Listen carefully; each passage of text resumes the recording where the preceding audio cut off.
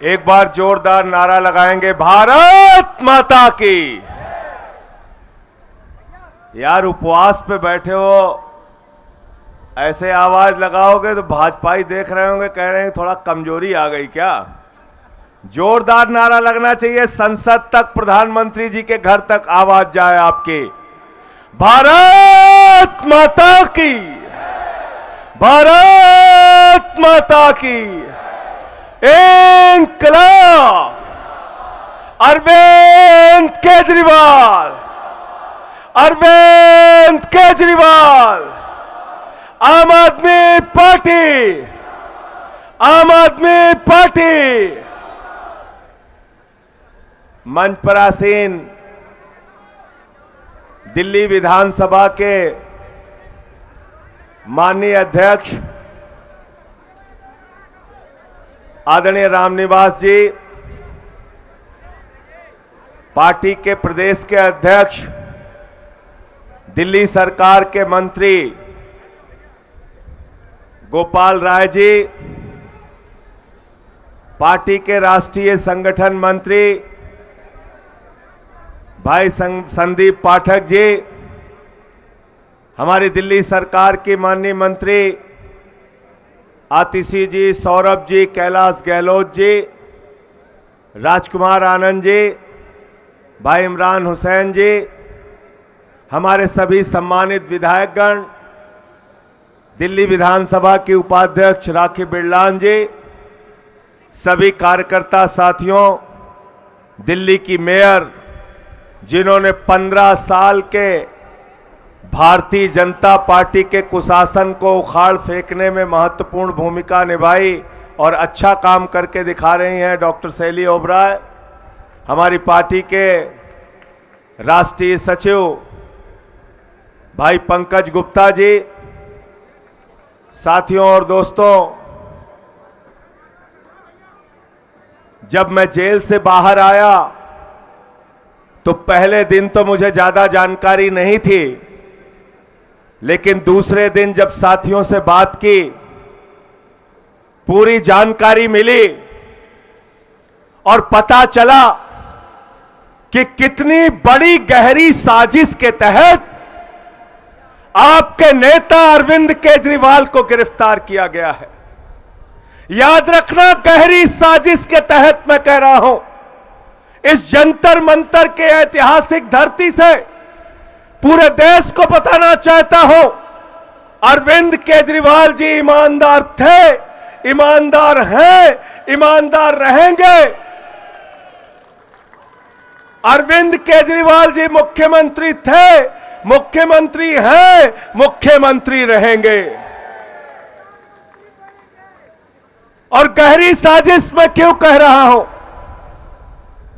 गहरी साजिश इसलिए कह रहा हूं कि भारतीय जनता पार्टी ने जो मुकदमा बनाया है केजरीवाल जी के खिलाफ, 10वीं का बच्चा अगर सुनेगा, 10वीं का बच्चा, ईडी तो छोड़ दो, होमगार्ड को भी जांच करने के लिए दे दिया जाए, सिविल डिफेंस वालों को भी जांच करने के लिए दे दिया जाए, तो 3 घंटे के अंदर बता देगा कि फर्जी मुकदमा है, फर्जी मुकदमा है, फर्जी मुकदमा है।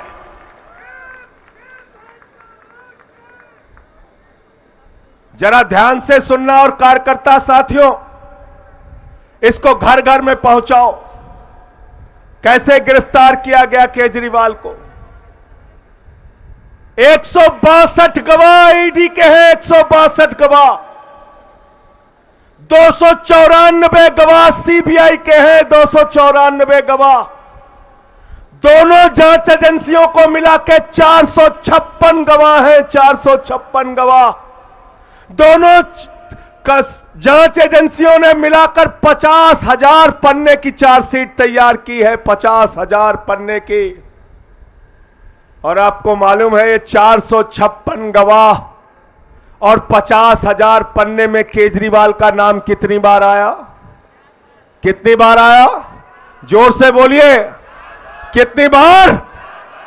456 में से मात्र 4 गवाहों ने केजरीवाल का नाम लिया।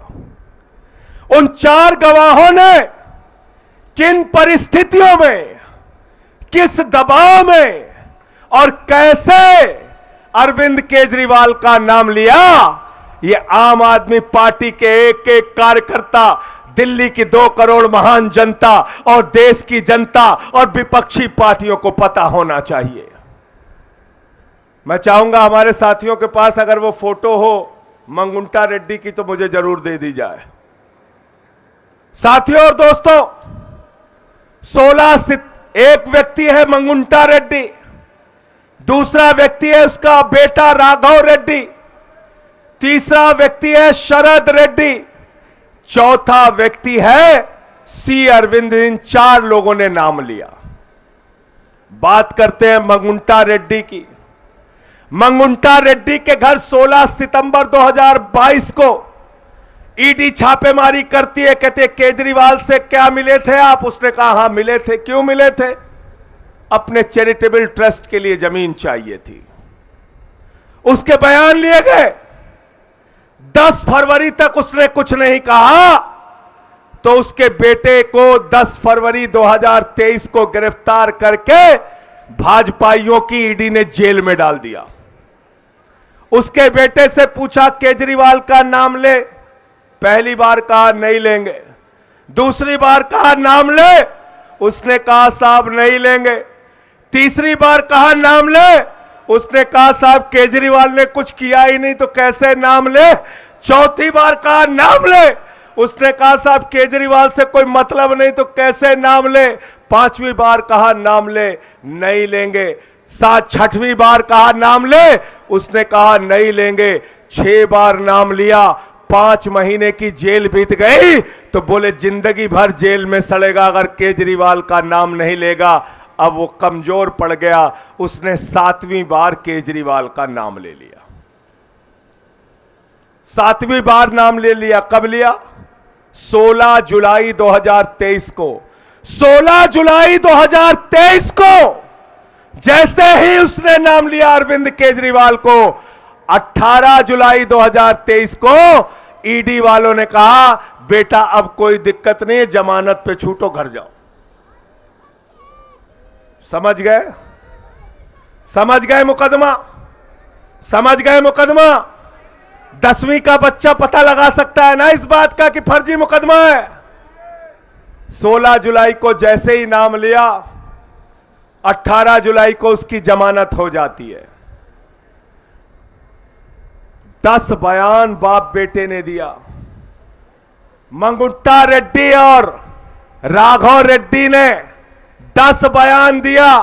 10 बयान में बाप बेटे के अंतिम 2 बयानों को ईडी वालों ने कहा यह सही है, कोर्ट के सामने रख दिया।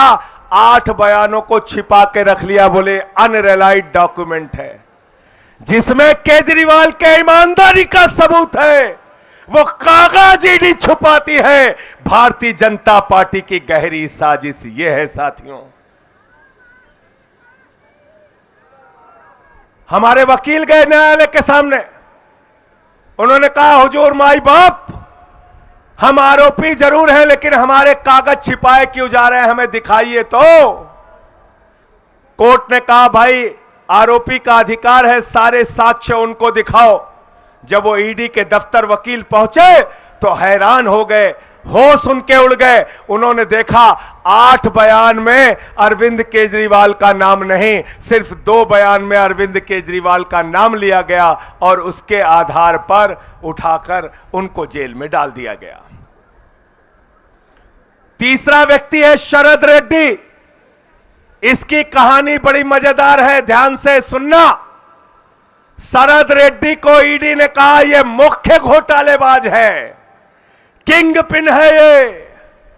9 नवंबर 2022 को उसके घर में छापा पड़ा। 10 नवंबर 2022 को उसको गिरफ्तार कर लिया गया। 10 नवंबर 2022 से लेकर 25 अप्रैल 2023 तक 1-2 नहीं 12 बयान उसके लिए गए। 12 बयान।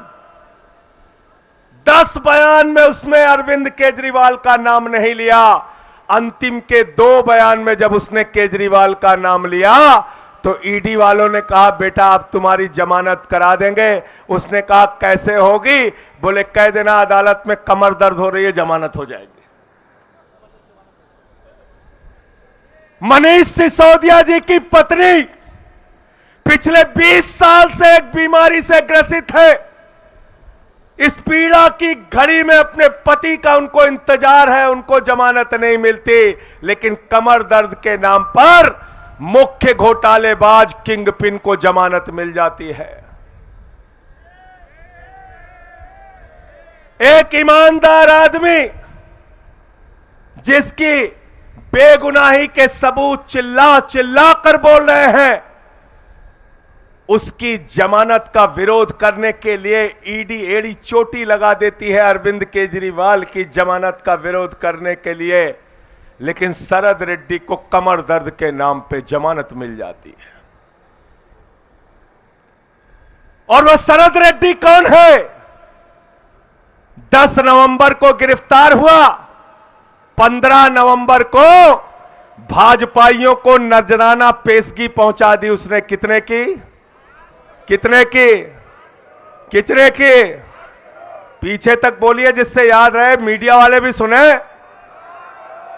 कितने की पेशगी पहुंची? जोर से बोलो, मीडिया वाले नहीं सुन रहे। 5 करोड़।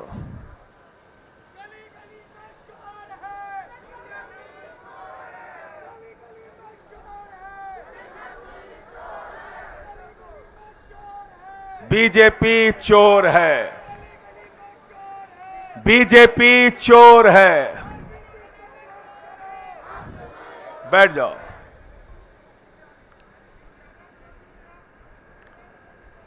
₹5 करोड़ दिया और उस शरद रेड्डी ने गिरफ्तारी से लेकर रिहाई तक 55 करोड़ रुपए की रिश्वत दी भाजपाइयों को। 55 करोड़ की। ईडी वाले कह रहे हैं शराब घोटाला, शराब घोटाला, शराब घोटाला। सीबीआई वाले कह रहे हैं शराब घोटाला, शराब घोटाला, शराब घोटाला। इनकम टैक्स वाले कह रहे हैं शराब घोटाला, शराब घोटाला, शराब घोटाला। अरे शराब घोटाला तो खुल गया, तुम्हारे माई बाप भारतीय जनता पार्टी वालों ने शराब घोटाला किया है। किया है कि नहीं किया? बताओ, किया है कि नहीं किया? किया है ना शराब घोटाला? शराब घोटाला किया है भारतीय जनता पार्टी वालों ने। मैं इस मंच से कहना चाहता हूं एलजी साहब से, एलजी साहब, अगर आपको अपने पद की जरा सी भी नैतिकता है, भारत के संविधान में जरा सा भी भरोसा है, तो आज ही चिट्ठी लिखो, सीबीआई की जांच कराओ, ईडी की जांच कराओ, इनकम टैक्स की जांच कराओ, भारतीय जनता पार्टी के नेताओं का कॉलर पकड़ के उनको जेल में डालने का काम करो। शराब घोटाला उन्होंने किया है। गलत तो नहीं कह रहा हूं? गलत तो नहीं कह रहा हूं? आतिशी जी, शराब घोटाला, खुला हुआ शराब घोटाला, भाजपा के नाम का शराब घोटाला, उसमें एलजी साहब चिट्ठी क्यों नहीं लिखते? क्यों नहीं लिखते? मैं अपने सभी मंत्रियों से, विधायकों से अनुरोध करूंगा कि बीजेपी के शराब घोटाले पर जांच के लिए ये 55 करोड़ की मनी टेल जो मिली है, इस पर बीजेपी के नेताओं से पूछताछ की जाए, गिरफ्तारी की जाए। इसकी मांग देश की सरकार से, एलजी से, राष्ट्रपति से हम सबको मिलकर करनी चाहिए। गोपाल भाई, गलत कह रहा हूं? बिल्कुल होनी चाहिए। इनकी गिरफ्तारी करो, जेल में डालो। कहते हैं भाजपाइयों का तो हाल हो गया है, चोरी भी और सीना जोरी भी। भ्रष्टाचार के खिलाफ भाजपाई बोलते हैं, भ्रष्टाचार के खिलाफ भाजपा वाले बोलते हैं। जिन्होंने 15 लाख करोड़ रुपए पूंजीपतियों का माफ कर दिया, वो भाजपा वाले बोलते हैं। जिन्होंने नोटबंदी का घोटाला किया, जिसने हिंडनबर्ग के घोटाले को बचाने का काम किया, जिसने देश की सारी संपत्ति एक आदमी के नाम पर नीलाम कर दिया और देश भर के सारे बड़े भ्रष्टाचारियों को चुन चुन कर माला पहना के पैर छूकर भारतीय जनता पार्टी में शामिल कर लिया। ऐसी भ्रष्टाचारी पार्टी भ्रष्टाचार के खिलाफ बोलती है। आजादी के बाद से लेकर आज तक हिंदुस्तान की धरती पर भ्रष्टतम पार्टी अगर कोई है, सबसे भ्रष्ट पार्टी अगर कोई है, तो उस पार्टी का नाम है भारतीय जनता पार्टी। वो पीछे से कह रहे हैं बंगारू जनता पार्टी, याद हो गया। ताली बजाओ इनके लिए। इनको याद हो गया नाम जो मैंने पहले दिन बताया था, बंगारू जनता पार्टी। बंगारू लक्ष्मण राष्ट्रीय अध्यक्ष था बीजेपी का। रक्षा सौदे में रिश्वत लेते हुए कैमरे के सामने पकड़ा गया। 4 साल की सजा हुई थी। सजा हुई थी। और इतने भोला बालक बन जाते हैं भाजपाई, कहते हैं इस्तीफा दो, इस्तीफा दो, इस्तीफा दो। अरे जब एक ईमानदार आदमी अरविंद केजरीवाल, उनके खिलाफ कोई सबूत नहीं, गवाह तुमने जबरदस्ती के बनाए, तो ये इस्तीफा की नौटंकी मत करो। अरविंद केजरीवाल ईमानदार थे, ईमानदार हैं, ईमानदार रहेंगे। अरविंद केजरीवाल वो शख्स है जिन्होंने आईआरएस की नौकरी को लात मारकर देश सेवा का संकल्प लिया। अरविंद केजरीवाल वो शख्स है जिन्होंने 13 दिन तक भ्रष्टाचार विरोधी आंदोलन चलाया। अरविंद केजरीवाल वो शख्स है जिन्होंने दिल्ली की जनता को बिजली के मामले में राहत दिलाने के लिए 1-2 दिन का नहीं, 15 दिन का अनशन रखा। अरविंद केजरीवाल वो व्यक्ति हैं जिन्होंने 10 दिन का अनशन इसी जंतर मंतर पे रखा। अरविंद केजरीवाल वो शख्स है जिन्होंने दिल्ली की जनता के लिए मुफ्त पानी का इंतजाम किया, मुफ्त बिजली का इंतजाम किया, मुफ्त शिक्षा का इंतजाम किया, मुफ्त स्वास्थ्य का इंतजाम किया, मुफ्त बस की यात्रा का इंतजाम किया, बुजुर्गों की तीर्थ यात्रा का इंतजाम किया, महिलाओं के लिए 1000 रुपए की आर्थिक सहायता का इंतजाम किया। अरविंद केजरीवाल का पूरा जीवन दिल्ली और देश वालों के लिए समर्पित है।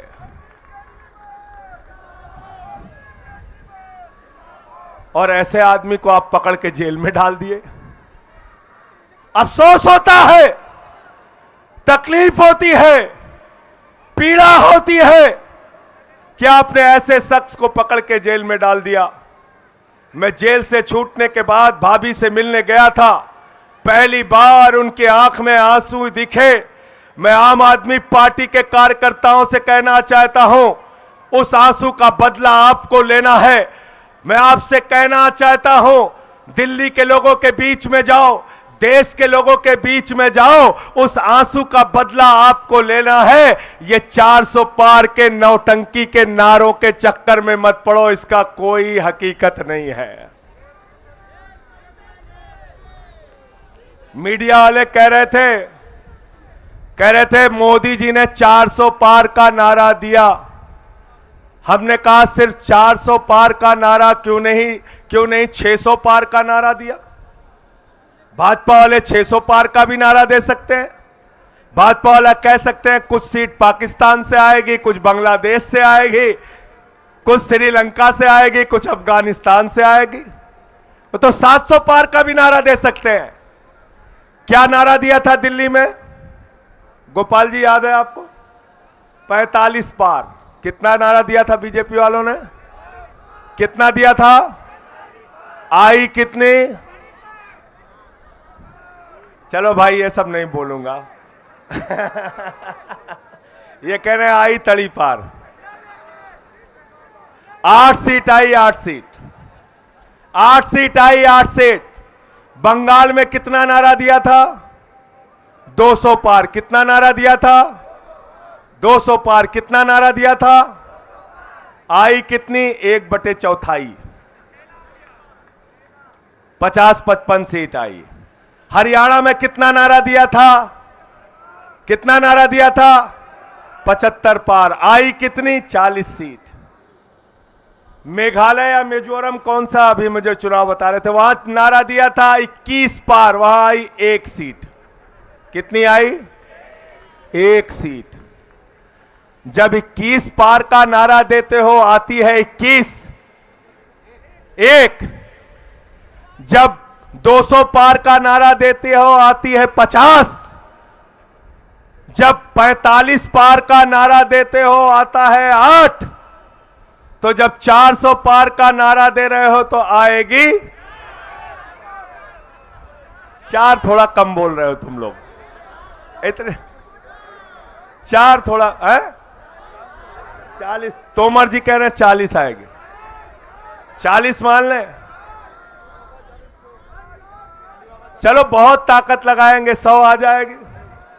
इन जुमलों में मत फंसना, इन जुमलों के चक्कर में मत फंसना, मैं आपसे कहना चाहता हूं। बैठ जाओ बैठ जाओ।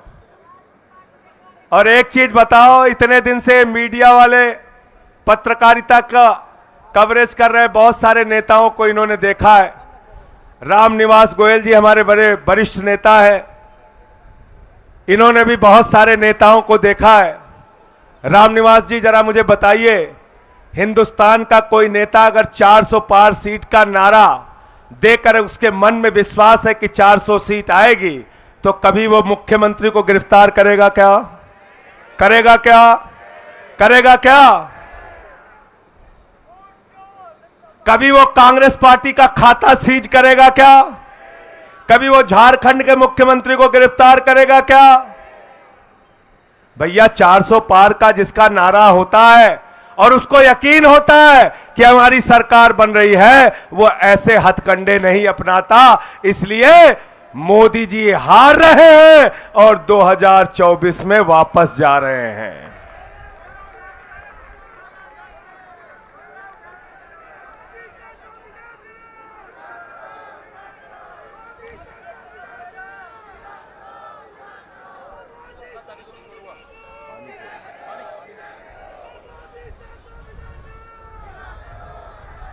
मोदी शाह को विदा करो, अरे मोदी शाह को विदा करो,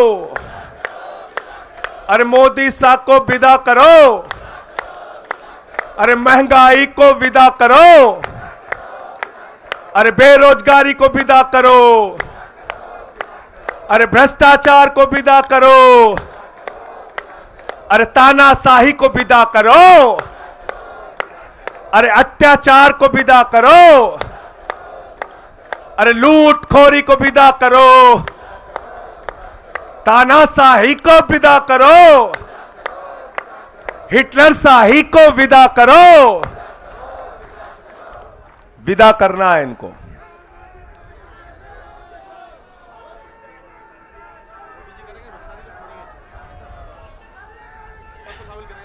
ये तोमर जी याद दिला दिया कुछ इन्होंने, जो जो भूलता जाऊं याद कराते जाइएगा। भाजपा ये कह रहे हैं हम भ्रष्टाचार के खिलाफ लड़ाई लड़ रहे हैं। मोदी जी ने कहा है हमारी गारंटी है, ये मोदी की गारंटी है, एक भी भ्रष्टाचारी को नहीं छोड़ूंगा, इसकी गारंटी है। पूरब से लेके पश्चिम तक, उत्तर से लेके दक्षिण तक, एक एक भ्रष्टाचारी को बीजेपी में शामिल करूंगा, ये मोदी की गारंटी है। क्यों मुकेश गोयल जी, गारंटी है नहीं है? अजीत पवार को 70,000 करोड़ रुपए का घोटाला करने के बाद बीजेपी में शामिल करूंगा, मोदी जी की गारंटी। जोर से बोलो यार, खा के नहीं आए हो क्या? अरे उपवास पे तो हम भी हैं भाई।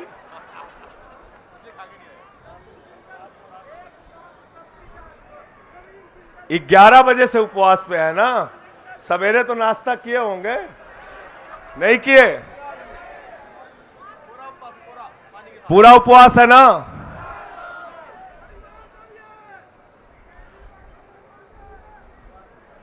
छगन भुजबल भ्रष्टाचारी है, उसके भ्रष्टाचार को पहले उठाएंगे, फिर उसको बीजेपी में शामिल करेंगे। मोदी जी की गारंटी, जोर से बोलो। प्रफुल्ल पटेल के भ्रष्टाचार को उठाएंगे, फिर उसको भाजपा में शामिल करेंगे, मोदी जी की गारंटी। हसन मुशर्रफ के भ्रष्टाचार को उठाएंगे, फिर उसको बीजेपी में शामिल करेंगे, मोदी जी की गारंटी।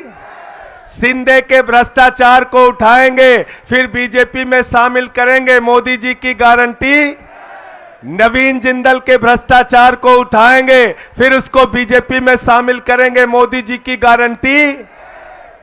नारायण राणे के भ्रष्टाचार को उठाएंगे, फिर बीजेपी में शामिल करेंगे, मोदी जी की गारंटी। आदर्श घोटाला उठाएंगे, फिर उसको बीजेपी में शामिल करेंगे, मोदी जी की गारंटी। वाटर घोटाला उठाएंगे, फिर हेमंत विश्व शर्मा को शामिल करेंगे, मोदी जी की गारंटी। मुकुल राय का शारदा घोटाला, नारदा घोटाला उठाएंगे, फिर बीजेपी में शामिल करेंगे, मोदी जी की गारंटी।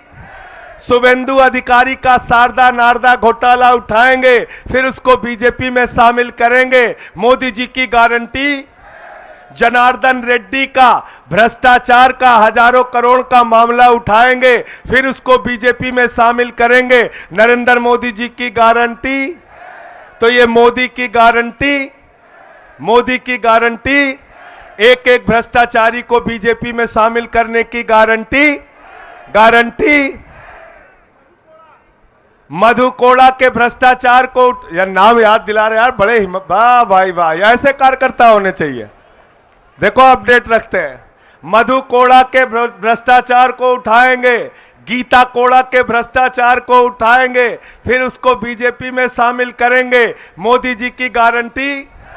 सीता सोरेन के भ्रष्टाचार को उठाएंगे, फिर उसको बीजेपी में शामिल करेंगे, मोदी जी की गारंटी। तपस राय के भ्रष्टाचार को उठाएंगे, फिर उसको बीजेपी में शामिल करेंगे, मोदी जी की गारंटी। छगन भुजबल के भ्रष्टाचार को उठाएंगे, फिर उसको बीजेपी में शामिल करेंगे, मोदी जी की गारंटी। अच्छा, छगन भुजबल भूल गया था क्या मैं? इतने भ्रष्टाचारी है, नाम भूल जाता है। प्रफुल्ल पटेल के भ्रष्टाचार को उठाएंगे, फिर उसको बीजेपी में शामिल करेंगे, मोदी जी की गारंटी।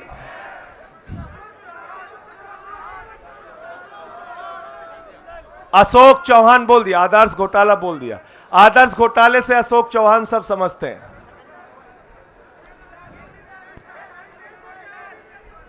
मीडिया वाले मुझसे उस दिन काफी नाराज हो गए थे, बोले संजय सिंह जी आप कभी कभी बड़ा सख्त बोल जाते हैं। मैंने कहा क्या?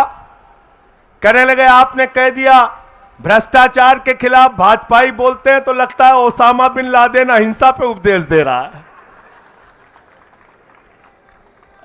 अच्छा एक चीज बताओ, इतने सारे भ्रष्टाचारियों को अपनी पार्टी में शामिल करने वाली पार्टी को हिंदुस्तान की भ्रष्ट पार्टी कहा जाएगा कि नहीं कहा जाएगा? देश की सबसे भ्रष्ट पार्टी कहा जाएगा कि नहीं कहा जाएगा? आजादी के बाद की सबसे भ्रष्ट पार्टी कहा जाएगा कि नहीं कहा जाएगा? तो जब ये पार्टी भ्रष्टाचार के खिलाफ बोलती है तो ऐसा लगता है ओसामा बिन लादेन और डाकू गब्बर सिंह अहिंसा पे उपदेश दे रहे हैं। गलत तो नहीं कहा? गलत तो नहीं कहा? दूसरी बात क्या करते हैं बड़े चालाकी से, संजीव झा को मैं एक दिन सुन रहा था टीवी पे, अच्छा जवाब दिया इसने, बहुत अच्छा जवाब दिया। कहते हैं नैतिकता के आधार पर आप लोगों को तुरंत इस्तीफा दे देना चाहिए। तो हमने कहा नैतिकता के आधार पर पहले हेमंत सोरेन का इस्तीफा ले लेना चाहिए, फिर केजरीवाल का ले लेना चाहिए, फिर भगवंत मान का ले लेना चाहिए, फिर विजयन का ले लेना चाहिए, फिर रेवंत रेड्डी का ले लेना चाहिए, फिर सिद्धारमैया का ले लेना चाहिए, फिर ममता बनर्जी का ले लेना चाहिए, पूरे विपक्ष को खत्म कर देना चाहिए और भाजपा वाले माल लूटे पूरे देश का, बेईमानी करें, भ्रष्टाचार करें, पूरे देश को लूटें। हम तुमको दिल्ली को लूटने नहीं देंगे। 15 साल लूटा ना तुमने एमसीडी को।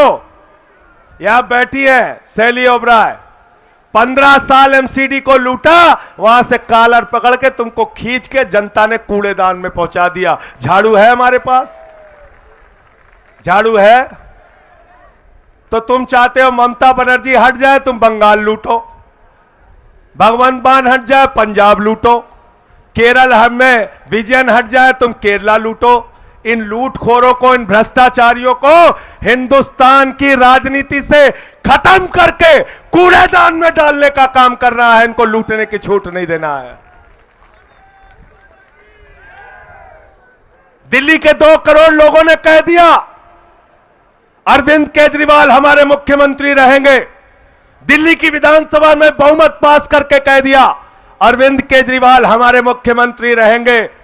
देश के लोगों ने कह दिया अरविंद केजरीवाल को ही मुख्यमंत्री रहना चाहिए। तो अरविंद केजरीवाल मुख्यमंत्री थे, हैं और रहेंगे। और हमसे मीडिया वाले कह रहे थे विनय सक्सेना जी ने कहा है, एलजी साहब ने कहा है हम जेल से सरकार नहीं चलने देंगे।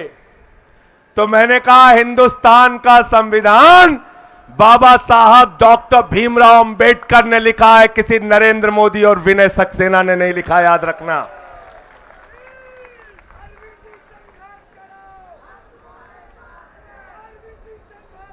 दिखा हमको कहां भारत के संविधान में लिखा है कि झूठे मुकदमे लगा के एक ईमानदार मुख्यमंत्री को अगर तुम जेल में डाल दोगे तो उसको इस्तीफा देना पड़ेगा।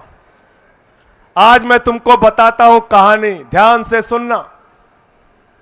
क्या कहते हैं, आपके नेता 1 साल से जेल में है, उनको जमानत नहीं मिल रही। आपके नेता इतने महीने से जेल में है, उनको जमानत नहीं मिल रही।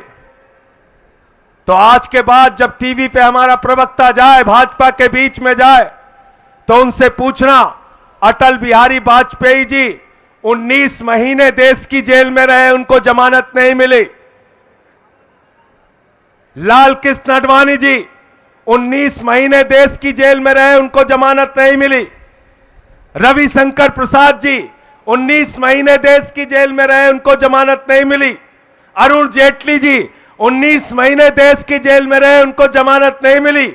अमित शाह जी 3 महीने जेल में रहे और 2 साल गुजरात के बाहर रहे। वो शब्द मैं इस्तेमाल नहीं करना चाहता। 2 साल गुजरात से बाहर रहे, बाहर रहे, बाहर रहे।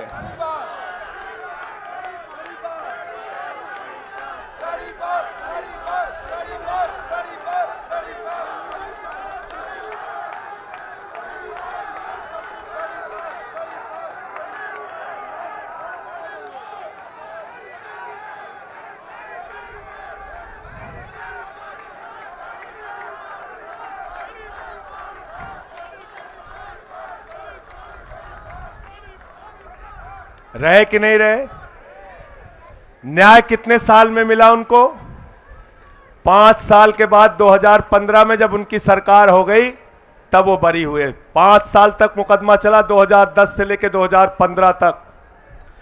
अटल बिहारी वाजपेयी जिनका हम सब सम्मान करते हैं, वो 19 महीने जेल में रहे, देश के प्रधानमंत्री बने। अरुण जेटली जी 19 महीने जेल में रहे, देश के कानून मंत्री और वित्त मंत्री बने। रविशंकर प्रसाद जी 19 महीने जेल में रहे, देश के कानून मंत्री, आईटी मंत्री और बड़े बड़े मंत्री पदों पर रहे। आडवाणी जी देश के जेल में 19 महीने रहे और देश के उप प्रधानमंत्री बने, गृह मंत्री बने। भारत रत्न से उनको नवाजा गया। इसलिए याद रखना, दुनिया के इतिहास में अगर किसी भी विपक्षी पार्टी ने किसी नेता को जेल में डाला है तो उसका राजनीतिक कद आसमान पे पहुंचा है, कभी वो नीचे नहीं आया है, याद रखना। मुकदमा चल रहा है, कानून की जटिलताएं हैं, पीएमएलए के कानून में ऐसी जटिलताएं हैं जिसकी वजह से जमानत मिलने में लेट होते हैं साथियों। लेकिन इसका मतलब यह नहीं कि भ्रष्टाचार साबित हो गया, इसका मतलब यह नहीं कि आरोप सिद्ध हो गया। और मैंने तो उस दिन भी कहा था, आज भी कह रहा हूं, कानून की निगाह में राष्ट्रपति और राज्यपाल को छोड़कर देश के प्रधानमंत्री को भी छूट नहीं है भैया। अगर केरल में मुकदमा हो गया, तमिलनाडु में हो गया, बंगाल में हो गया, अगर पंजाब में मोहाली और रोपड़ में हो गया तो प्रधानमंत्री जी को दरोगा बुलाएगा और थाने थाने घूमना पड़ेगा। गलत तो नहीं कह रहा हूं? गलत तो नहीं कह रहा हूं? समय बता दीजिएगा भाई अगर ज्यादा हो रहा हो तो। ठीक है, ठीक है। साथियों और दोस्तों, मैं आप सबसे यही कहना चाहता हूं, ये बड़ी लड़ाई है और इस बड़ी लड़ाई के अंदर एक महाभ्रष्ट पार्टी भारतीय जनता पार्टी आपके सामने है। उस भारतीय जनता पार्टी का शराब घोटाला पूरे देश के सामने उजागर हो चुका है। 55 करोड़ रुपए की रिश्वत, उसका मनी ट्रेल, 5 करोड़ का पहले मिला ले तो 60 करोड़ रुपए का साफ साफ भ्रष्टाचार, भारतीय जनता पार्टी का भ्रष्टाचार पूरे देश के सामने आ चुका है। भ्रष्टाचारियों को चुन चुनकर अपने पार्टी में शामिल करने का मामला पूरे देश के सामने आ चुका है। अग्निवीर जैसी योजना हो, महंगाई हो, पूंजीपतियों का 15 लाख करोड़ रुपए माफ करना हो, या 750 किसानों की शहादत हो, या हिंदुस्तान के लोकप्रिय मुख्यमंत्री अरविंद केजरीवाल की गिरफ्तारी का मामला हो, एक एक चीज का बदला इनसे लेना है, एक एक चीज का हिसाब इनसे लेना है। और अगर हिसाब लेना चाहते हो तो 4 गुना ताकत से काम करना, लोगों के बीच में जाना और सच्चाई बताना, लोगों के बीच में जाकर 2024 में इस सरकार को उखाड़ कर फेंकना है, इस संकल्प को मजबूत करना, जाना और बताना किस तरह से आपके नेता अरविंद केजरीवाल को फंसाया गया है, कैसे उनके ऊपर झूठे मुकदमे लगाए गए हैं। 20,000 पन्ने तो छिपा के रखे हैं ईडी ने, 20,000 पन्ने। उस 20,000 पन्ने की सच्चाई क्या है वो आने वाले दिनों में कोर्ट के सामने आएगी और दूध का दूध, पानी का पानी हो जाएगा। अरविंद केजरीवाल, मनीष सिसोदिया, सत्येंद्र जैन छूटेंगे, जेल के ताले, जेल के ताले टूटेंगे, जेल के ताले टूटेंगे, जेल के ताले टूटेंगे, अरे जेल के ताले टूटेंगे, अरे जेल के ताले टूटेंगे, अरे जेल के ताले टूटेंगे। अरे हिटलर शाही मुर्दाबाद, अरे मोदी शाही मुर्दाबाद, अरे तानाशाही मुर्दाबाद। हर जोर जुल्म के टक्कर में, हर जोर जुल्म के टक्कर में, हर जोर जुल्म के टक्कर में, अरे जो हमसे टकराएगा, अरे जो हमसे टकराएगा, अरे जो हमसे टकराएगा, आम आदमी जिंदाबाद, केजरीवाल जिंदाबाद, हमारे साथी जिंदाबाद, हमारे साथी जिंदाबाद, हमारे कार्यकर्ता जिंदाबाद, आम आदमी जिंदाबाद, अरे आम आदमी जिंदाबाद। अरे जेल के ताले टूटेंगे, जेल के ताले टूटेंगे, लड़ेंगे, लड़ेंगे, लड़ेंगे, लड़ेंगे, लड़ेंगे, अरे लड़ेंगे, अरे लड़ेंगे, अरे लड़ेंगे, लड़ेंगे।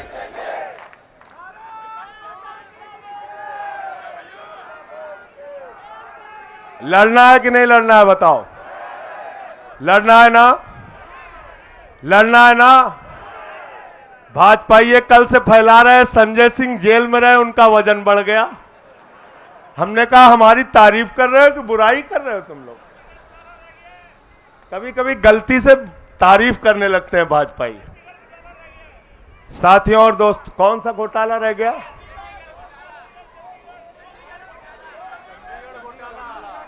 चंडीगढ़ घोटाला रह गया।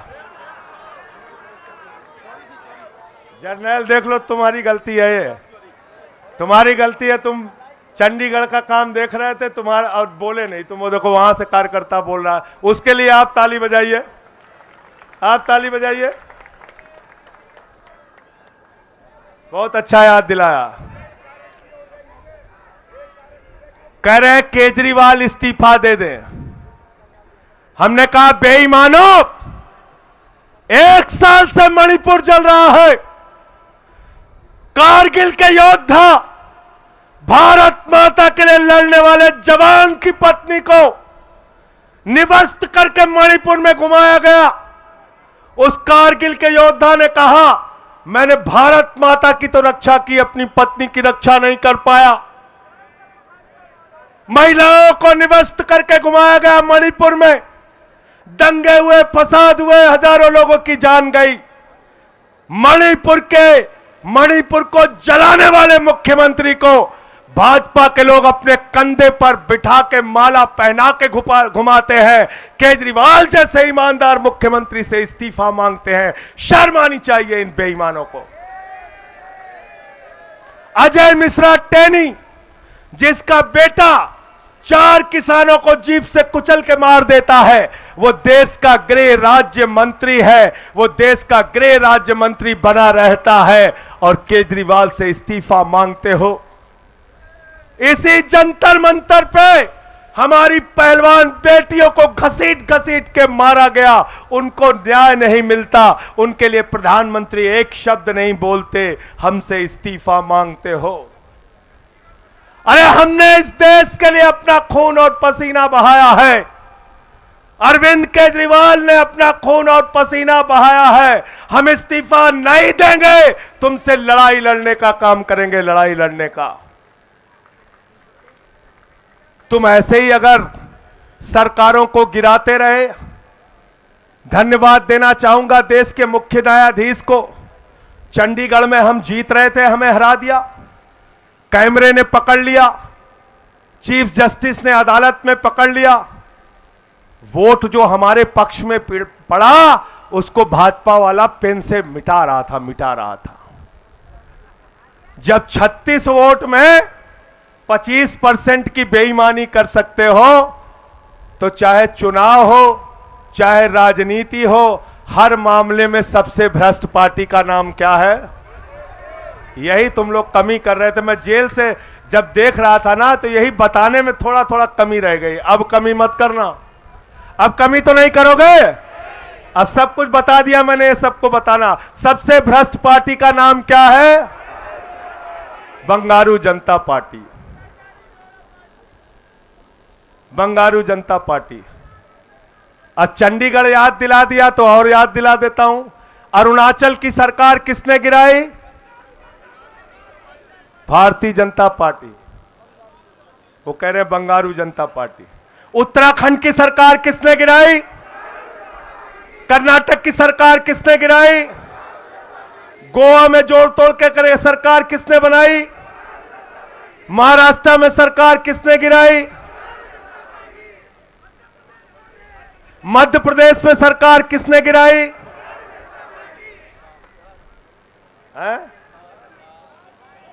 बिहार की सरकार किसने गिराई? बंगारू जनता पार्टी।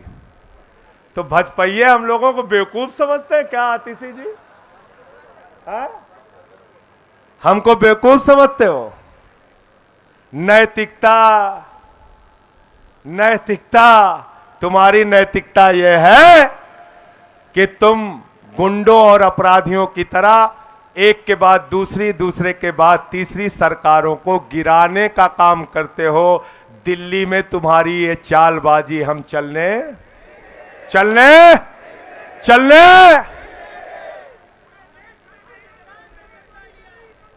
पंजाब में तुम्हारी ये चालबाजी हम चलने, जहां 2 सरकारें हैं वहां तो बिल्कुल नहीं चलने देंगे। और पूरे देश में जहां जहां नौटंकी करोगे, हम तुम्हारे खिलाफ लड़ेंगे। अंत में एक वादा आपसे लेकर अपनी बात को खत्म करूंगा, और पीछे तक हाथ उठना चाहिए। जहां 23 सीट पर आम आदमी पार्टी चुनाव लड़ रही है, तन मन धन से चुनाव तक दिन रात उन इलाकों में जाकर मेहनत करोगे कि नहीं करोगे? करोगे कि नहीं करोगे? पार्टी को जिताने का काम करोगे कि नहीं करोगे? पूरे देश में जहां जहां इंडिया गठबंधन लड़ रहा है, चाहे वो कांग्रेस पार्टी का हो, समाजवादी पार्टी का हो, जो भी इंडिया गठबंधन की पार्टियां हैं, जहां जहां इंडिया गठबंधन का कैंडिडेट लड़ रहा है, आम आदमी पार्टी का कैंडिडेट नहीं है, वहां भी 4 गुना ज्यादा मेहनत से दिन रात मेहनत करके उन इंडिया गठबंधन के प्रत्याशियों को जिताने का काम करोगे कि नहीं करोगे? पीछे से बोलिए, जोर से, जोर से। इंडिया गठबंधन की सरकार 2024 में बनाना है और इन बेईमानों को देश की सत्ता से। अंतिम एक बात याद रखना, मैंने वहां भी कहा था, आज भी कह रहा हूं, केजरीवाल जीतेंगे, इंडिया गठबंधन जीतेगा तो आपके बच्चों को अच्छी शिक्षा मिलेगी, उनके चेहरे पर मुस्कान होगी, अच्छे अस्पताल बनेंगे, स्कूल बनेंगे, माताओं बहनों के लिए राहत मिलेगी। और अगर भाजपा ही जीत गए तो क्या देंगे आपको? क्या देंगे? नीरज याद है क्या देंगे आपको? क्या देंगे? यूपी क्या देंगे? भूल गए, भूल गए आप लोग। बताएं क्या देंगे? चलो बता देते हैं। हमारे 4 लोकसभा के प्रत्याशी भी यहां पे हैं। मैं चाहूंगा पहले उनका परिचय करा दूं। महाबल मिश्रा जी हैं, कुलदीप भाई हैं, हमारे सोमनाथ भारती जी, सोमनाथ भारती जी है, सही राम पहलवान जी, सही राम जी। इन सारे साथियों के लिए ताली बजाइए और इनको जिताने के लिए जुट जाइएगा आज ही से। अगर केजरीवाल जी के सच्चे सिपाही हो तो ये 4 की 4 ये सीट और 3 जो कांग्रेस के खाते में गई है वो 7 की 7 सीटें आम आदमी पार्टी को जीतना है, कांग्रेस को जीतना है, इंडिया गठबंधन को जीतना है दिल्ली में, और जैसा मैंने बताया देश में वैसे ही काम करना है।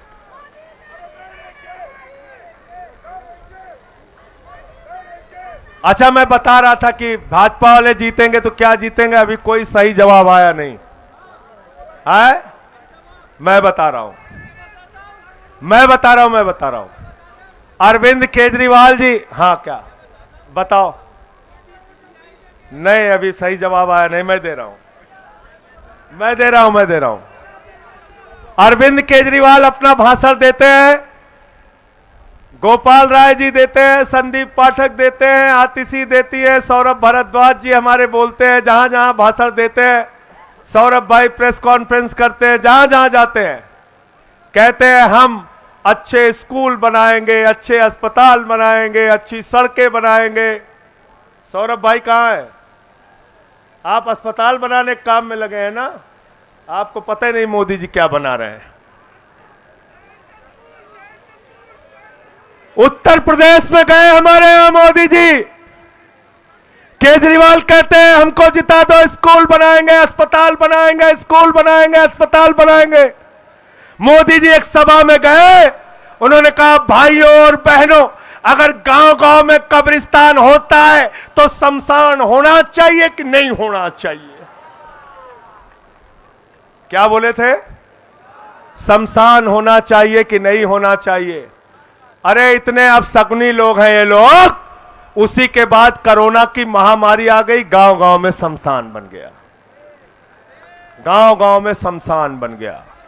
केजरीवाल को जिताओगे तो स्कूल पाओगे, आम आदमी पार्टी को जिताओगे तो स्कूल पाओगे, हमारे नेताओं को जिताओगे तो स्कूल पाओगे, अस्पताल पाओगे, सड़कें पाओगे, बुजुर्गों की तीर्थ यात्रा पाओगे, महिलाओं को आर्थिक सहायता पाओगे, हमारे पार्टी को जिताओगे तो तरक्की पाओगे, और अगर बीजेपी वालों को जिताओगे तो गांव गांव में शमशान पाओगे। गलत तो नहीं कह रहा हूं? गलत तो नहीं कह रहा हूं? इसलिए इंडिया गठबंधन को जिताना है, आम आदमी पार्टी को जिताना है। अंत में एक बार फिर से वही नारा, जेल के ताले टूटेंगे, जेल के ताले टूटेंगे, जेल के ताले टूटेंगे, जेल के ताले टूटेंगे, जेल के ताले टूटेंगे। बहुत बहुत धन्यवाद, बहुत बहुत शुक्रिया।